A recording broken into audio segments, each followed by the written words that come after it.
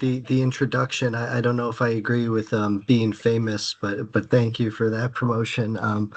I think events like this are really important. Folks like you organizing events to evangelize, educate, communicate, even just connect with others in the Dynamics community and all across the Microsoft platforms are really important. So I appreciate you taking the time to put together the learning hour and thank you for giving me the chance to talk today. So the topic I'm going to be covering is one that's pretty, I guess, close to me. I've been a master planner in Dynamics for a really long time. I got my start as an end user in a really early version. So I'll talk a little bit about historical, I guess, Dynamics master planning and demand forecasting as I lead up to the bulk of the content I want to cover today. And I'm really happy to see a lot of people on the call. Feel free to pipe questions into the chat as we go along. I'm happy to be interrupted. I don't think this needs to be overly formal, so definitely ask a lot of questions. I welcome that. Our agenda today is going to cover really a wide range of supply and demand planning topics in D365 finance and supply chain management. So defining what master planning is, talking about the whole cycle from start to finish, what areas it covers, the inputs and outputs, so data, configurations, what actually goes into our master plans that produce output that folks have to review and have to decide how to run their business. What are they going to make? What are they going to buy? What are they going to transfer and hold in inventory? And then we'll just kind of cover the controls that you need to know. What are the basic high level configurations that you would need to understand to define a master plan and how you would want to use that to run your operations? We'll cover planning optimization, which has replaced the legacy master planning tool that was deprecated a few years ago. We'll talk about day-to-day operations. What do planners do? How do they utilize planned orders? How do they review planned orders? How do they know if planned orders are there because there's real demand or maybe there's simulated or forecasted demand? And then we'll also touch on production scheduling and forecasting. So I really want to bring everything together so you can see the power of D365 and how you can run things like an S&OP process. A lot of times net new customers who don't know Dynamics come to us and they want to talk about sales and operations planning. You don't necessarily see those terms defined in unique modules in D365, but master planning and all the related concepts we're going to talk about today are the tools you would use to create a process like that with Dynamics. Also, you have things like financial budgeting as well. Today, we're really going to cover the inventory and production side of master planning and forecasting and being able to forecast sales, for example, and how that feeds into your master plan. So let's really jump in. What is master planning? A lot of customers you'll hear will use the term MRP. We don't actually have a batch job called master MRP, for example, in Dynamics. You don't see a module called MRP. What you see is a module called master planning. And master planning's whole intent is to determine what inventory and resource capacity we have as a business. What machines do we have? Do we have enough people to run those machines? Do we have one shift that's, 9 a.m. to 5 p.m.? Do we have three shifts? Do we have weekend shifts? So defining what our capacity is as a business, defining what inventory we're going to hold and why we're going to hold it. Are we going to hold inventory because we have unique customer sales orders that we need to fulfill? Are we holding minimum inventory because we generated a forecast based off of historical data from last year? And master planning's goal is to determine that. What inventory and resource capacity do we need? And what inputs are we going to define for that? So what material inventory not only is available, but then what is required? What customer orders do we have? What forecast do we have?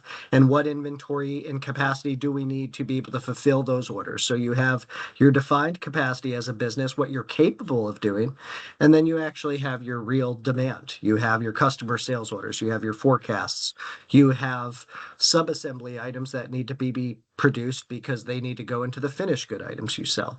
So master planning's inputs create an output called planned orders. What do we need to purchase? What do we need to produce if we are a manufacturing business? And what do we need to transfer? Do we have multiple warehouses and sites that we operate in, and they all hold inventory and fulfill orders in various ways? That's what master planning will do for you. It will define what items you need to purchase, produce, and transfer, when you need them, how much of the quantities of those items you need, and how to deliver them. When you hear the term MRP, that really means material requirements planning. So that is just a small piece of master planning. Master planning as a module is also capacity planning. It's also production scheduling. It's also forecasting. MRP is the material requirements planning piece of this. So defining our inventory quantities. Where this fits in Dynamics, Microsoft I like to call this the tube map. If you've ever been to London or the UK, a trade map, essentially it looks like. This defines a bunch of different areas where master planning would fit into your business. So the first thing you have to do is define your master plan and your coverage. You have to define what items are we holding in inventory? Do we have safety stock or minimum inventory levels we want to hold? Do we hold those in multiple warehouses, or do we only ship out of one warehouse? So this top part is defining our master plans. Do we include forecasts? How do we coverage plan our items? And then this second part is actually utilizing master plans. So at the very basic level, if you want to use master planning, you have to use this purple line that says master plans, coverage settings, and defining your coverage rules. And then you can do the blue line, which is using master planning, creating a master plan. What inventory do we need? If we're a discrete manufacturer, we're going to have planned production orders. If we're a process manufacturer, we're going to have planned batch orders, and that could include creating materials for co-products.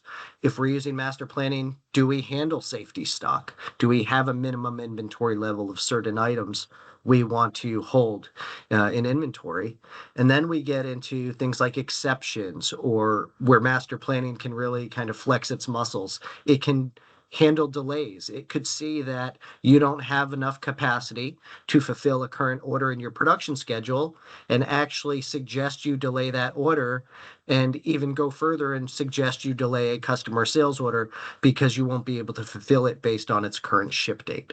Master planning can do all that for you. You have to define the rules to allow it to, but that's really where this blue line is going, is how can we educate our planners on what we can do to our orders? Can we expedite orders? Can we postpone orders? Do we need to edit quantities? So at the basic level, you have those first two buckets. If you want to get more complicated, or if your business has multi-site functionality and multiple warehouses, then you can get into this green line where you might have multiple products going through multiple sites. Maybe you can ship to customers out of different sites, and you want to define a hierarchy. You might have a main distribution center, and that might feed smaller distribution centers. So you do plan transfer orders from the one entity to fulfill the other entities, or sites, I should say, sites and warehouses, as they need to fulfill orders. If you have multiple legal entities, master planning supports intercompany planning. So if I am a USA legal entity and I work for a company with Remit, and he is in our India legal entity, and they actually ship products to us, I could define that relationship. So if I have a minimum stocking level in the US and we run out of inventory, we need to ship that from the India legal entity, we can configure the system to automate that process and create intercompany orders, show us how intercompany planned orders are pegged to each other. So if we want to use the concept of a global planner, for instance, I wouldn't even need to do anything. Someone in the India legal entity could view my supply and demand in the US, and if they fulfill our orders, they could actually operate that themselves from their legal entity. So there's a lot of support in master planning to build this out at really small levels. If you're a smaller company with maybe one or a few warehouses in one country or one legal entity, and then there is support for multiple legal entities and really complex structures as well for larger enterprise organizations. And then the last line, this red line, is if you use demand forecasting. In Exapta, in Legacy Dynamics AX, there was never the ability to generate a forecast. You could enter a forecast manually or import a forecast or use another tool and integrate it and send that forecast to Dynamics. But not until AX 2012 R3 did we have the ability to generate demand forecasts directly using Dynamics products. So that's what this red line goes over, and we'll talk about a couple of the solutions you can do that with, either the Azure Machine Learning Services demand forecasting tool or the newest demand planning app, and we'll talk about how to integrate those with your master planning process. So going further with that, this is really all the functionality Microsoft supports. I really love how they put together this slide. It shows that it does cover a total S&OP process, a full planning and execution cycle. We have our demand planning tools, being able to generate forecasts, take the input of external signals, for example, weather, and how that would affect forecasts, seasonality, and how that could affect the projection of our inventory, seamless integration with teams, collaborative planning concepts. So the new demand planning app offers a lot of things, even with Copilot and AI-based algorithms.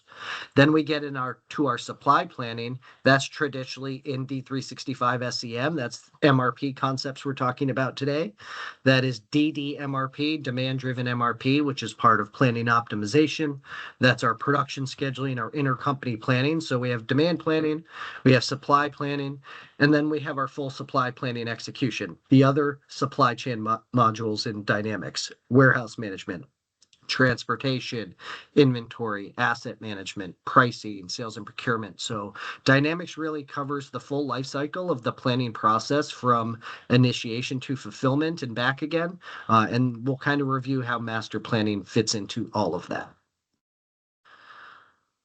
So this is a very basic diagram I like to use when I start educating customers and partners and our other consultants on master planning. Is in the middle we have our master plan, which is run, and in Legacy Dynamics that was a batch job. Very often it was a batch job that companies ran at night because it could take hours to run. It was running in the same database. Your users were entering transactions. So if imagine there's a few of you on the call, let's say all of you are in the system, you're entering sales orders from customers, you're entering purchase orders to vendors, you're transacting against all these tables in Dynamics. When master planning runs, it's trying to query all of those same tables, because master planning generally is math. It is running an algorithm to determine quantities and dates. So as it was running and users were transacting in those same tables, it created locks in the system. It couldn't do the math because the math was changing simultaneously in real time as it was trying to make those calculations. So that's where we'll get when we come to later to planning optimization and how Microsoft resolved that from a technology standpoint. But what that meant really is your master plan is this big black box, and we have two things that need to happen when that batch job runs. We have all the input. What are our rules? What demand is real? What demand do we allow to drive our master plan? Is it only real customer sales orders, or do we also include forecasts? Do we consider on-hand inventory available to fulfill our demand? So we have inputs here at the top. Purchase orders. If I don't make something, let's say we're a pretty traditional buy-sell business. Maybe we just do retail, or we're a distribution center. If we have incoming purchase orders that are going to have enough quantity to fulfill our demand, do we allow those to peg to demand so that we don't have to buy more inventory or transfer more inventory? Same thing with manufacturing, production orders. Those could be an input. Batch orders could be an input. Safety stock levels could be an input and transfer. So it's looking at all of our demand, all of our supply, and we can show you how to configure that in our master plan. And then it's looking at all the rules. What are your lead times? Do you have minimum order quantities in your default order settings? Do you have maximum order quantities? Do you base your vendor on price or lead time? So it's looking at all those inputs, all your demand. It's regenerating information when master planning runs. So we'll talk about the two types of master plans you have available in the next slide, but it is taking all that information in, and when it finishes, it creates an output called planned orders. There's three types of planned orders. I guess I could say four, because there could be a planned batch order here as well. But planned purchase orders, what items do we need to buy? We don't have enough inventory. We don't have enough open purchase orders to fulfill our demand. So what items do we need to buy? What items do we need to transfer? In the concept of having like a distribution hierarchy or network, do we need to transfer inventory from one warehouse to another or one site to another? And what inventory do we need to buy? Or sorry, what inventory do we need to make is this last one, planned production orders. So suggestions of what we need to purchase, produce, or transfer. That's an important piece as well. They are suggestions. I think a lot of companies struggle with, they review planned orders and they don't make sense to them. And they say, why is master planning telling me to do this?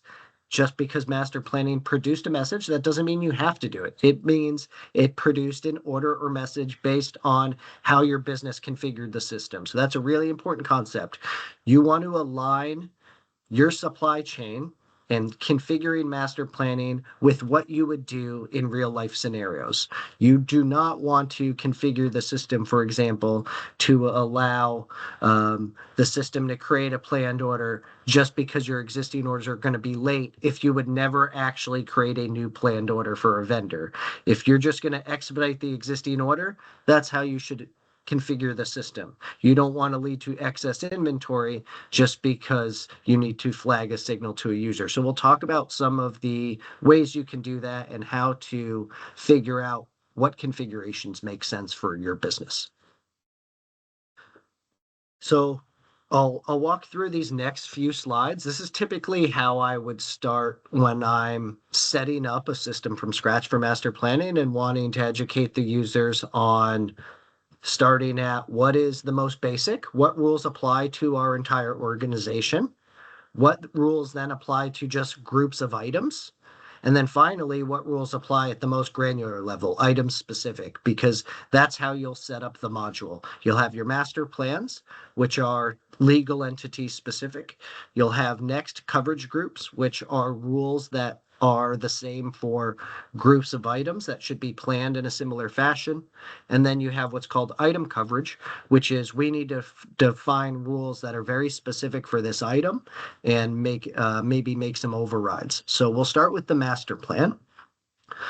A master plan is something that where we kind of run our whole business. So when you review planned orders in Dynamics, when you review a screen called Net Requirements, you're always going to be connected to a master plan. And that master plan is your legal entity specific rule. So what do we need to define so we can purchase, produce, and transfer what we need? Users then review those planned orders and they either firm them into real purchase orders, real production orders that drop into a production schedule, or they create transfer orders for items will transfer between warehouses. Microsoft has always had this concept embedded since I recall of what's called a dynamic plan and a static plan. So when you are configuring the master planning module, if you're in the master planning parameters, you'll actually see it will say what your default static plan is and your default dynamic plan. A lot of that has to do with legacy MRP and the issues with performance that I mentioned, where this batch job might take hours, or it may create locks in the system that would prevent users from operating. So a static plan, this is your operational plan, your long-term plan. This is usually the plan that your buyers, your production schedulers, your warehouse operations team is reviewing and actually operating in. These are the orders they're going to transact in. These are the orders they're going to firm up. It is a plan that is generated when master planning runs. It does what's called a regeneration. So it kind of starts from scratch. It says, you know what, let's forget everything we knew the last time this batch job ran, and let's review our current demand, our current supply, any rules that are defined on these items, any orders that have come in since then, and regenerate a new plan. What planned orders do we need? What messages do we need? What suggestions does master planning need to run? And that's why it takes a really long time. It's analyzing everything. With a dynamic plan, it does not do a full regeneration. It does what's called a net change run. So it only looks to see what has changed since the last time master planning ran. It's not going to create all net new planned orders. It's not going to create all new actions and delays. So it can, one, be run a lot quicker. It's not doing as many calculations as a full static regeneration. And two, it can be really useful for how does this new order that came in affect our supply chain?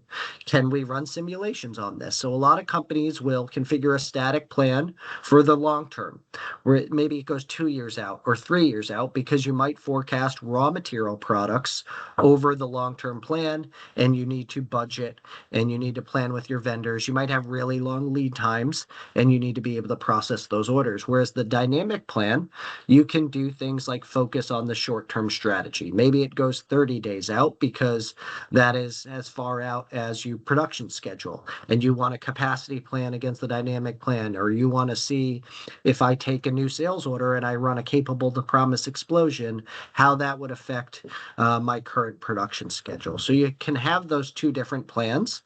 Most often what happens is a static plan runs in the full regeneration, and you copy that to the dynamic plan, and then users are also updating the dynamic plan as we go throughout the day.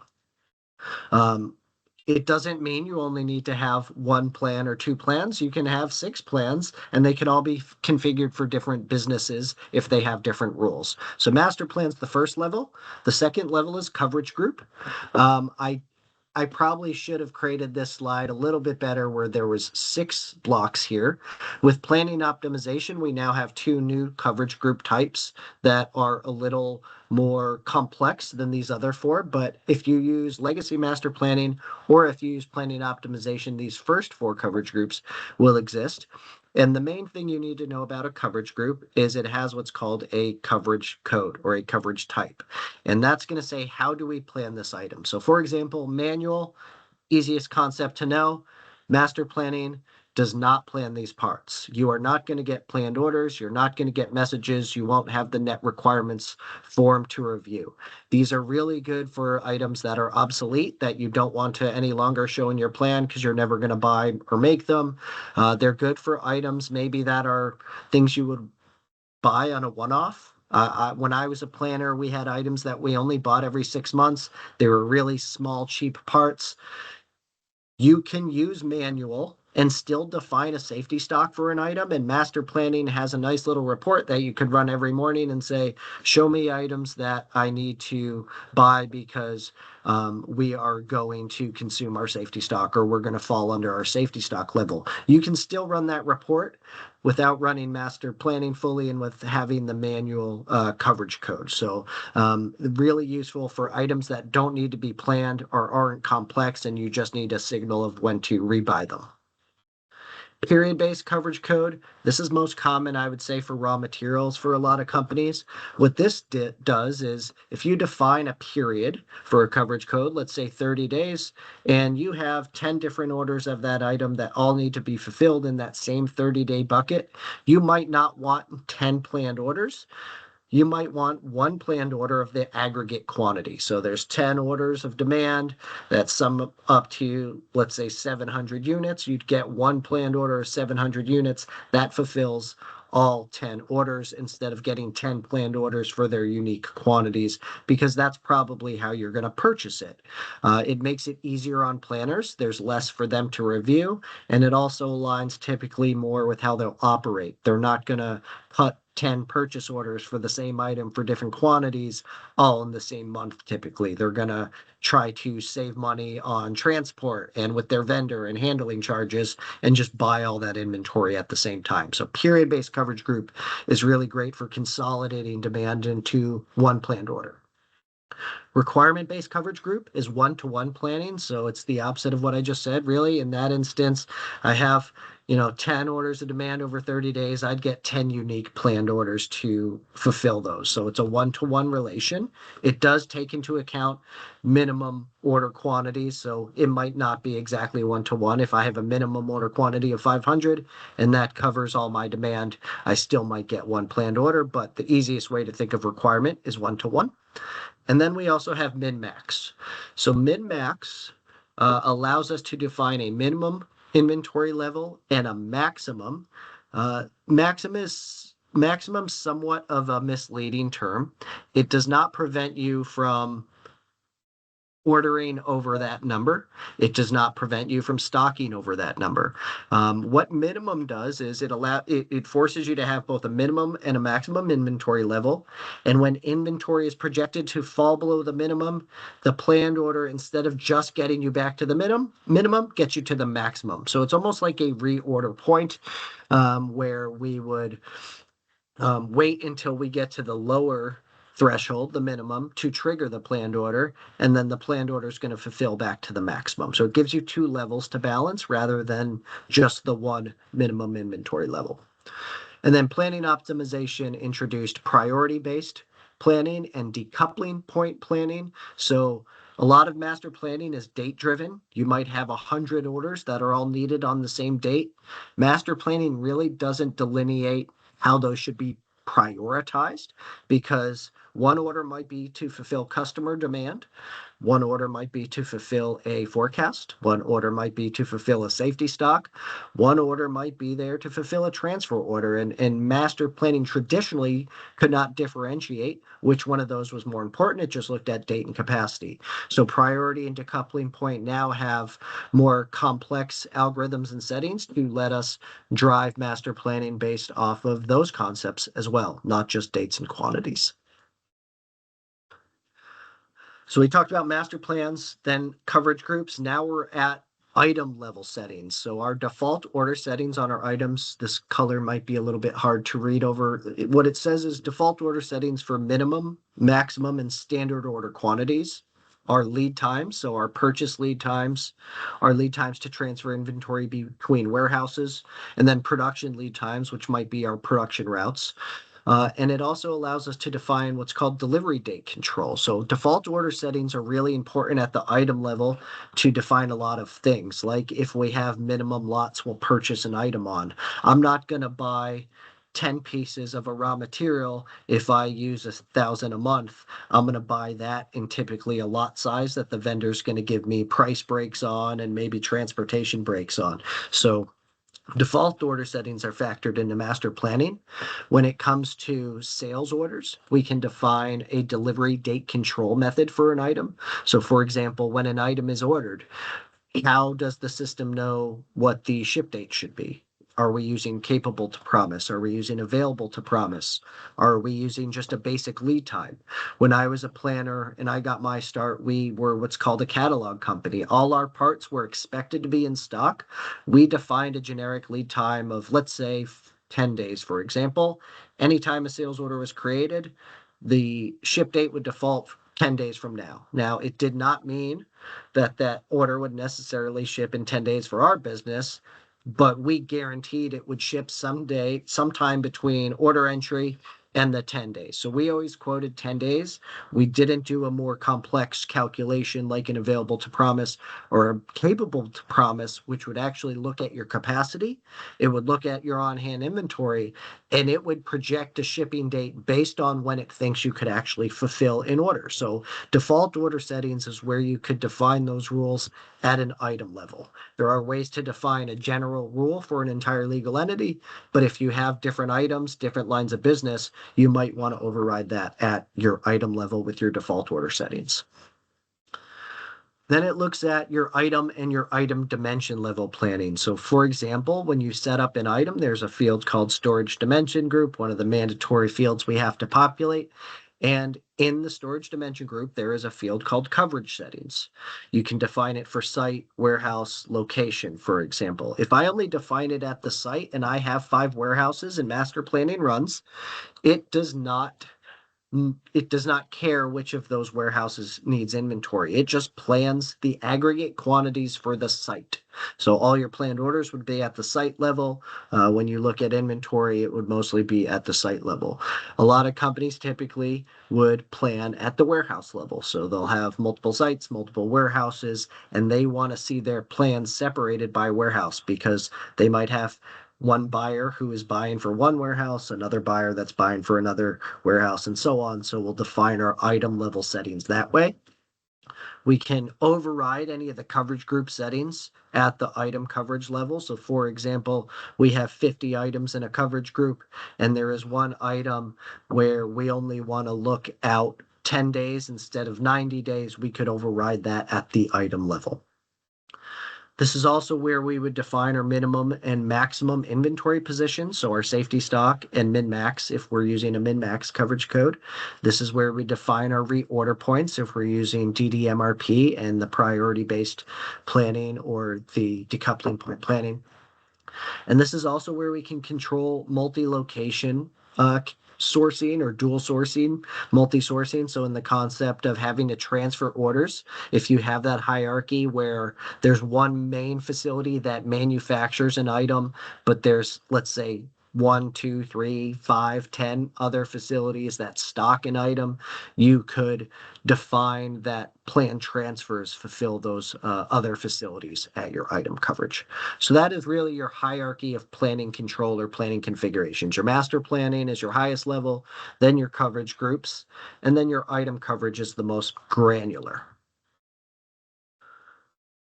Then we get into the latest and greatest. We talked about the challenges of master planning. Remit, I don't know if you've used master plan, but the biggest challenge was always that performance. My company, we had 12 legal entities. They all ran MRP. Often for those to run end to end, it was about a 5 to 6 hour time frame that overnights, which was a challenge because 12 companies, 12 legal entities, many of them in Asia, were starting our days at different times.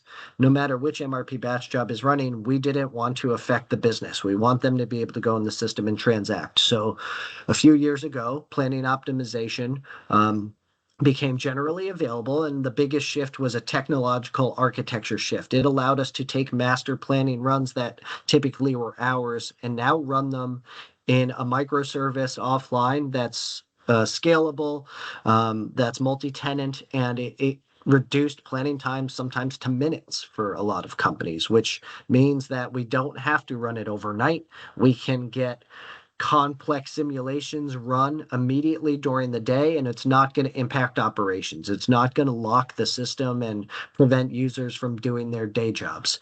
It also will allow us to advance how we want to use master planning. Maybe we want 10 master plans that all have different setups because we're doing a lot of complex budgeting, a lot of complex simulations. We have different production lines in different parts of the country that need different configurations. This really gives us the ability to do that now because we can run master planning very, very quickly. So this form shows how we take the data from the F&O or SCM client in the database. We run master planning the same way. You still go into the master planning module and you run master scheduling or planning optimization, and it will take that data and put it into a connector that translates that information from the ERP database, sends it to the planning optimization service, where that will actually do the calculations. So the calculations are happening outside of D365. That's why the performance improvements have been gained. And then it sends back the planned orders and the messages and the suggestions to Dynamics, where the users would perform the same operations they do with legacy master planning. They're going to review planned orders. They're going to firm planned orders. They're going to react to messages and do production scheduling. So this has come a long way. It also introduces other concepts, like I mentioned, DDMRP, new coverage groups. But the biggest thing with planning optimization is purely the technological change of how it runs those calculations, leading to vast performance improvements. At the end of the day, the user's still going to do the same thing. I used to do this session at some conferences called a Planner's Day in the Life, and we'd probably spend 30 minutes in the planned orders form because that's going to be the thing that master planning suggests to tell you what to buy, what to make, what to transfer, the quantities to do them in, the dates you should do them in. One of the first things I always do with my planners or my customers, even when I'm showing them the planned orders form, is just because there is a planned order does not mean you have to review it. That is a very simple but important concept. Your master plan, like I said, will likely extend 2 to 3 years because you're doing things like forecasting. But when I'm a planner and I'm looking at what I need to do today, I probably don't care about most of the things that show up in my master plan that has a 2 to 3 year outlook. I probably have decisions I need to make today. So understanding how to filter in the planned orders form, whether that's using the buyer group to see which items that I'm responsible for, or I'm using things like filtering on vendors that I interact with. I'm filtering on the order date. The order date is the date I need to place the order by. So I should actually start with what are the orders I need to place first. If there's an order that it says I don't need to place until July 5th, 2025, I don't need to look at that order today because I don't even need to order that item for 2 months. There's a good chance between now and 2 months that that quantity or that date might change again. So do I even want to review orders that are past a certain date? I probably want to look within my lead time and focus on those real things that are important for now. So when we run master scheduling and it generates our planned orders and we get our coverage requirements, actions, and updates, filtering on what's important, analyzing on what's important, knowing how to use the pegging information in the planned order screen to see where the demand was generated from is very, very key. And now with D365, the ability to save filters and forms and have many different configurations, you can get a lot of use out of that form to prevent you from missing a huge shortage or reducing order fulfillment. So it's really useful for planners now to operate within that form. From that planned orders, they're going to review the explosions, they're going to review pegging, and they're going to firm and approve these orders. So firming a planned order turns it into a real order, and then we get into the rest of the supply chain. So I'll talk quickly about production. Post firming, let's say we firm a planned production order, what comes next? Then I'll talk about forecasting, and then I think we're going to scoot into dynamics for about 10 minutes so you guys can see some of this in action, and we won't just go over slides and concepts. So Dynamics 365 has two types of production scheduling. There's operation scheduling, and there's job scheduling. You can kind of think back to the dynamic plan and static plan I talked about earlier. Two different levels of scheduling. Operation scheduling is long-term scheduling. We are looking at a operation in a production route and estimating a long-term plan for that. We're going to say the date that that operation needs to start. We won't necessarily have a start and end time. We're not necessarily looking for the exact machine it needs to run on, but we need to know the group, or let's say the resource group or the bucket of resources it could happen on. So operation scheduling, longer term planning, and we just get start and end dates and full operation times in our production routes. Our job scheduling, we actually break production route operations into individual jobs. So for example, if you ever look at a production route and an operation, we could define a setup time, we can define a run time, we can define a queue time and a transit time. If we have setup time and run time, those would be two different jobs. Versus operation scheduling, it would just combine the setup time and the run time and tell you how long the operation takes in full. Job scheduling is going to break those out into individual jobs. It's going to give us a very detailed plan. It can tell us the start and end times. It allows us to do a lot more finite capacity planning and get really granular and detailed, which opens up even more functionality in the system, like the Gantt chart in D365 that we can use. So job scheduling, a lot of times you'll run in the short term. You might run operation scheduling so you see what your production schedule is 30 days out, 60 days out, 90 days out. And then when it gets within the week you're going to produce, you might rerun job scheduling to get an exact production schedule for that work week. Ways to schedule: you can manually schedule production orders. You can reschedule, so you can run a batch job to reschedule orders based on the latest capacity and materials. You can firm a planned order, which would put it into a scheduled status. And you can also schedule from the Gantt chart, either manually or through drag and drop functionality. So there is a pretty wide range of ways to do scheduling in the system if you're going to use D365 for production scheduling and manufacturing. I'll quickly touch upon forecasting now. So Microsoft breaks up forecasting in Dynamics into two sections: demand forecasts and supply forecasts. More traditionally, companies, I would say, use demand forecasts, and you can use demand forecasts for items that you don't sell as well. You could enter a demand forecast for raw materials, so don't maybe let that first bullet or note confuse you. But typically, demand forecast, what we need to sell, potentially what we need to make. These can be entered in whatever bucket you need to forecast in: daily, weekly, monthly, yearly. We can manually input forecasts just like we could with legacy Dynamics. We can import them. That could be import through the data migration framework. That could be using Open and Excel in the demand forecast lines form. That could be using Azure Machine Learning. And we can then connect those forecasts to our master plan. So master plans can be connected to specific types of forecasts if we want those forecasts to generate planned orders and actions for our planners. These typically apply to make to stock, make to order common components, and assemble to order businesses. You could also have supply forecasts. These are typically good, I would say, if you want to generate a manufacturing schedule that is not based on the real orders that are coming in. Maybe you want to level load production. You want to make 1,000 units of something a month, or at least a defined number of units.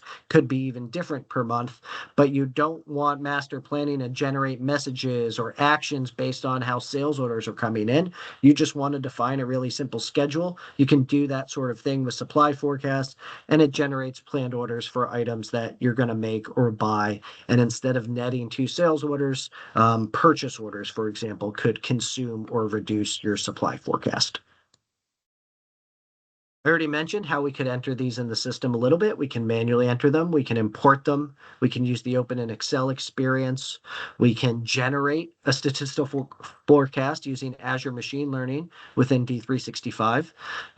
We can use forecast reduction, so we can allow real sales orders to come in. If I have a forecast for 100 units this month, and today I get a sales order for 50, well, now 50 of my forecast should be reduced because I have real demand that consumed it, and there should be only 50 left for the remaining forecast. So we can configure the system to reduce forecasts or consume forecasts by real demand. We can do it by percentages or mixed methods. So for example, today is 5/23. Let's say my forecast for May in the US was 100 units, and on 5/23 we got no customer sales orders. So our forecast was wrong.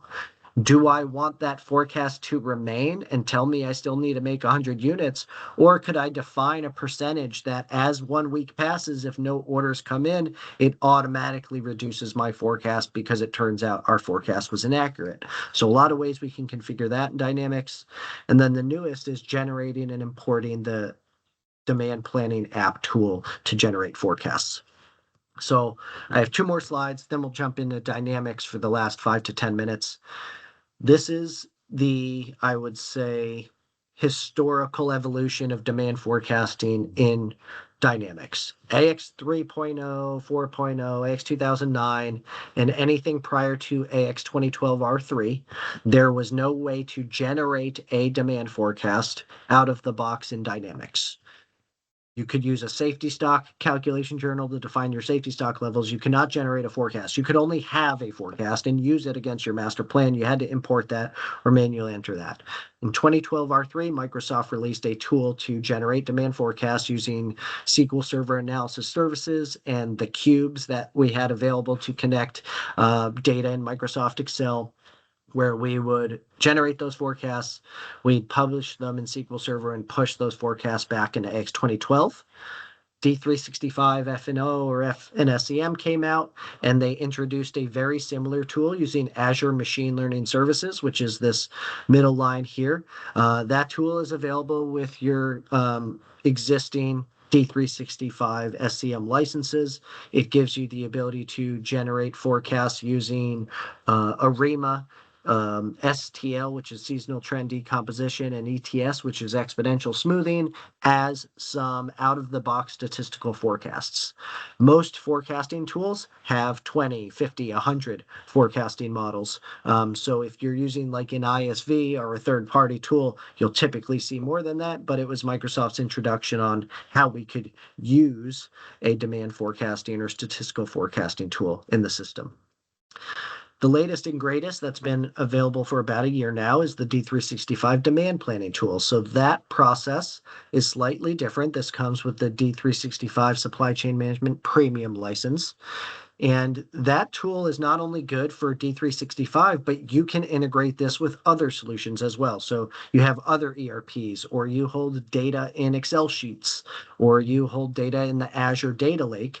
You import data into the app by defining some base rules like what are your warehouses, what are your items, etc. You create transformations, define what your forecasting solution should be, what forecasting algorithms you use, how much data you want to use to generate your forecast. Are you using a year's worth of historical data, 2 years worth of historical data? And it's going to create your forecasts in the demand planning app where you can review and adjust them and then export them back into D365 supply chain management. So this is probably their slickest tool to date. This is an example of the process that you would use if you use that tool. So starting up here, integrating with any data source, you can connect it to your live D365 SCM database to take in your historical data. You could connect it to multiple F&O or FNSEM instances.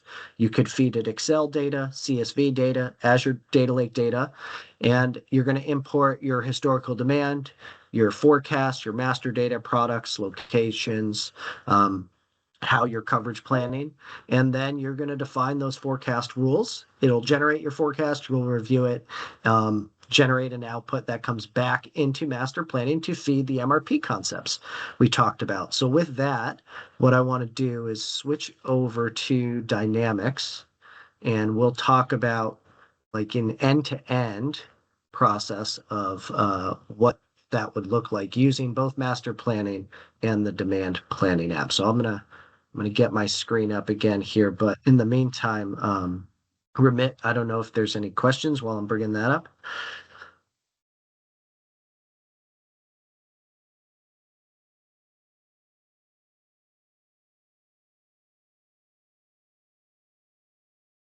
Okay, so this is our D365 system. If I look at master planning, this is our planned orders form that we were reviewing earlier. So first thing you do is decide which master plan you're reviewing. Here in my demo system, I have a dynamic plan, I have a forecast plan, a master plan, a static plan. So typically your buyers and planners will be operating in one plan a day. They might be running lots of simulations, but when it comes to actually executing orders, they'll operate in one plan. This is where they would put in any sort of fun filters they want to use. So you can see I have a few saved views. I want to see my simplified view of the orders that I care about. I can filter based on order date. I always want to do that. I don't care necessarily about orders that don't need to be placed until next month. So I'd filter by order date. And let's say I'm reviewing this planned order and it doesn't make sense to me. I want to know, why is the system telling me to buy this planned purchase order, carbon dioxide, requirement date is 6/2. I need to place that order by 5/20, I should say, because of a lead time. So the date it's needed is 5/30. I need to place it by 5/20 because of lead time. Why do I need to buy this item? This pegging tells me exactly why. So there's 200 units that need to be consumed on a production order. and there's another 1 unit that needs to be consumed on another production order. So right away, I can see where this order is derived from. I can see it's telling me to buy and place this purchase order because I have production demand that requires that inventory. We can get into other forms like a requirement profile and explosion to see a more holistic view of that profile. So for example, here in my static plan, it shows both of those production lines. It shows the planned purchase order to fulfill them. And because we're getting close to that date, I'm actually getting certain messages based on how I configured the system. What this is telling me is ideally, I should decrease certain transactions, cancel transactions. So I would configure the system if I want to, one, receive those messages, and two, in what scenarios should those messages display. The thing I love about the net requirements form for a planner is it doesn't just show me transactions. Like, yes, I can say, why does this production line exist? Or how is this production line going to be fulfilled? It's going to be fulfilled by this planned purchase order. But I can also look at my data. So if something doesn't make sense, I can tell this item, the item coverage, the most granular level for planning. I look out 730 days, but I combine planned orders over every 20 days. I have a negative days of 2. I don't have any minimum, multiple, maximum order quantities. And then if I go to the summary tab, this is going to show me the aggregate. So whereas the middle section is one by one, line by line, transaction by transaction, this top level part is going to aggregate quantities for all these different type of transactions. I'd be able to see my total on hand. I'd be able to see all my forecast quantities, my receipt and issued quantities, and my planned order quantities all at once. It looks like there's a question. Where's the configuration in the system for setting forecast production based on coming sales orders? Great question. So if I go into back into my master plans here, which we only reviewed in the slides, you have a couple of settings. So one, do you include supply and demand forecasts? That has to be enabled first. That's the first setting. The second is the forecast model. The forecast model is really important. If I have forecasts in the system, they would be in this form called demand forecast lines. And every forecast is going to have a model tied to it. The forecast will only be considered in the master plan if this model matches the model in that form. So you have to do that piece first, is include forecasts, define the forecast model, and then you have this parameter here, which is say, how do you reduce the forecast? If you say none, your forecast quantity is never going to be reduced. That planned order will stay the same. If you say percent reduction key, it's done by a percentage. It doesn't necessarily consider orders. It just drops off by percentage. And then you have these two, which look at transactions. So for example, based on sales orders, transactions and a reduction key. A reduction key is something where, like, let's say we forecast in monthly buckets, but I want to consume in weekly intervals within that month. I could do that with a transactions and a reduction key versus transactions in a dynamic period just means like the current forecast bucket. For example, we're in May right now. If we have a forecast out there for June and a sales order comes in with a June ship date, it would consume the June forecast. That's what transactions in dynamic period would allow us to configure. So we do that here at the master plan level. And then if we look at our coverage groups, there are some settings that we can override as well with that. So we could like override the forecast plan time fence at this level. This is where we could define a reduction key if we were using it. And then we could also say, is it reduced by orders or is it reduced by all transactions? So for example, we might have just had to scrap 100 units on an inventory journal. While that's not customer demand, technically it's real usage, which we may want to factor into a forecast because it is actual demand. It is inventory that we had to use and that we have to replan for. So some companies might say reduce the forecast by all transactions. That could be transfer orders, inventory journals, etc., not just real order demand. So you have your your settings at the coverage group and the master plans. You're reviewing your planned orders and firming them, and that creates your your purchase orders, your production orders, and your transfer orders.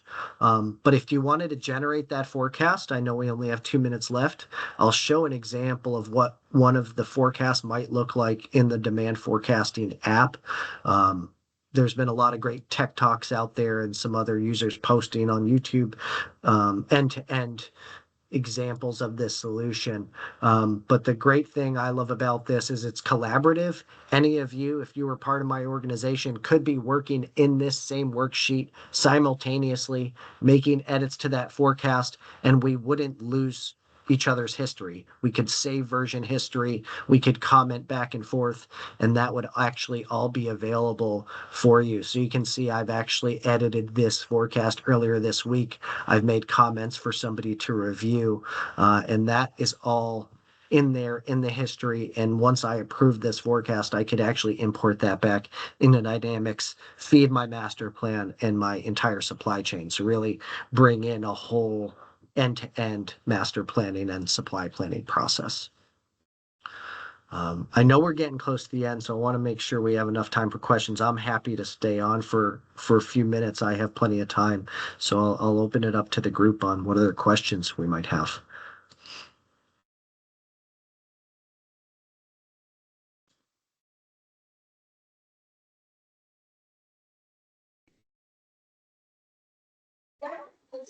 Super. I think Drew, that has been a great session. I must say the way you have articulated.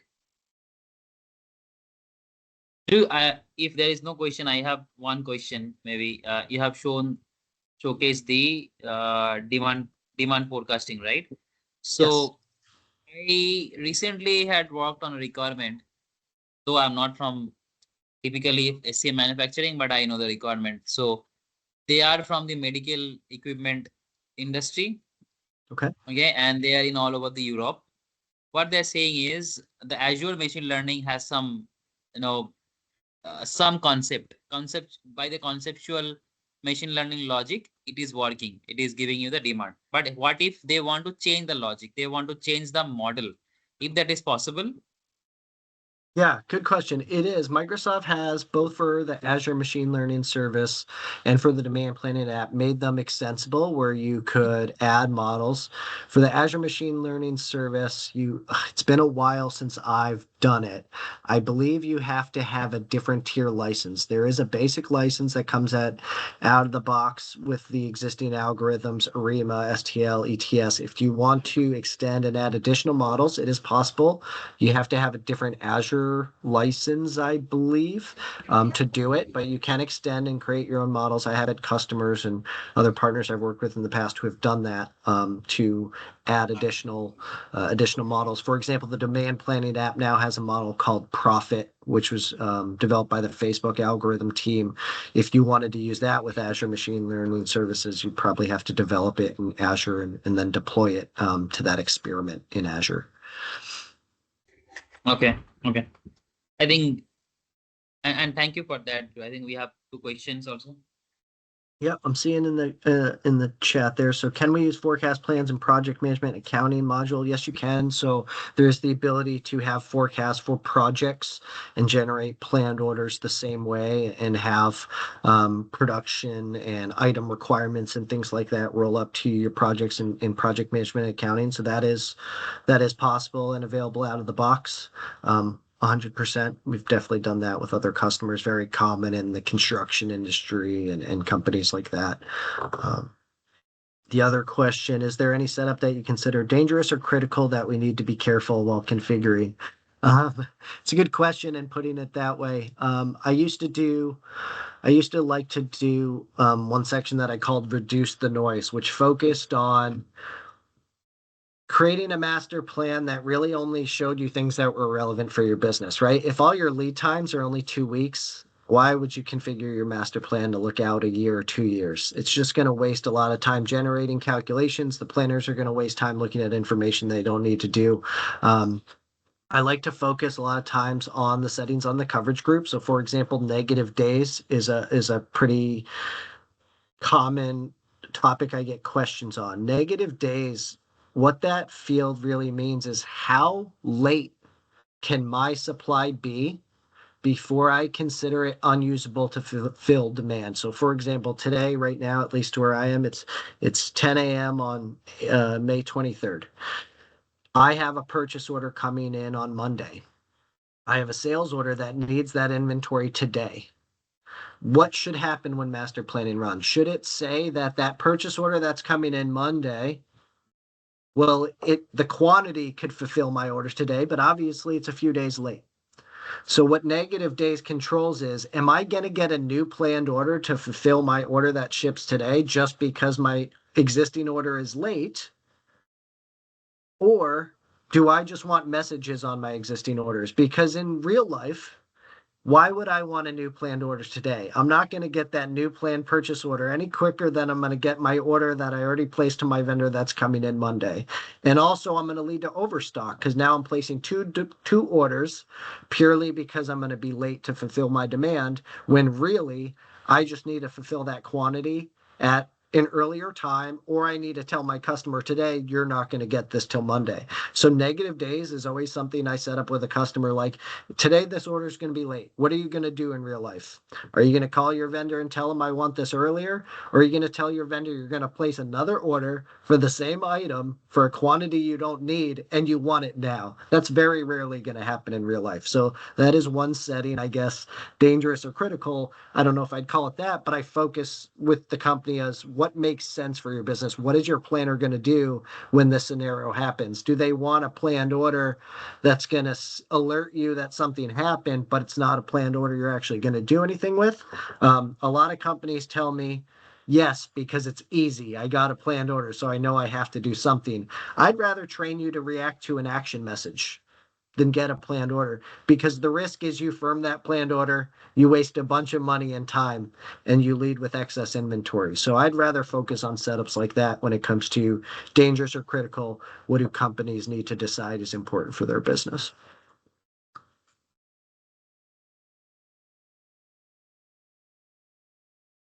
Thank you, Drew. Yeah. I don't think we have any other questions, so I appreciate everyone's Yeah, time and input. This has been great. super. Thank you so much, Drew, for your time. And this is Friday morning. I wish you a great Friday ahead, Drew. Thank you so Thanks a much, lot. everyone. Have a great weekend and keep learning and sharing with the community. Thanks so much for putting this on. Thank you. Have a nice day, everyone. Bye.